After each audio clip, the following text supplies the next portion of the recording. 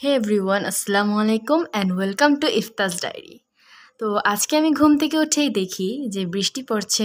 তখন প্রায় ঘড়িতে ৮টা বাজে। তাই খিচুড়ি খেতে খুব ইচ্ছে করছিল। আম্মুর রান্না করা খিচুড়ি নিয়ে খেতে বসে পড়লাম। বৃষ্টির দিনে খিচুড়ি খেতে মন্দ লাগে না।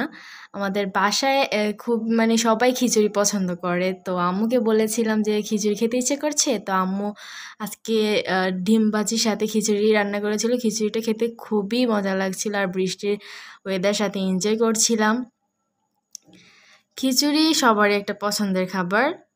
তো আজকে খিচুড়ি দিয়ে সকালের ব্রেকফাস্টটা আমরা শেষ করলাম। তারপর আম্মু সবার জন্য চা বানালো। চাটা খেতে খুবই মজা ছিল।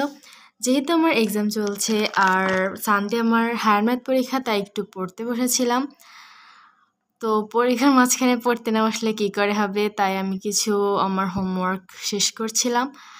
আমি রান্নাঘরে গিয়ে দেখি আম্মু দুপুরের রান্নার প্রিপারেশন করছে। আজকের দুপুরের রান্নায় ছিল হাঁসের মাংস।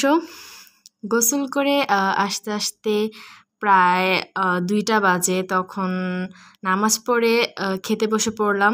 হাঁসের মাংসের সাথে একটু লেবু দিয়ে খেতে বেশ মজা লাগছিল। আর হাঁসের মাংসটা এত মজা হয়েছিল যে কি বলার, মানে বাসার সবাই খুবই পছন্দ করেছিল। আর হাঁসের মাংস খেতে তো সবারই কম বেশি ভালোই লাগে।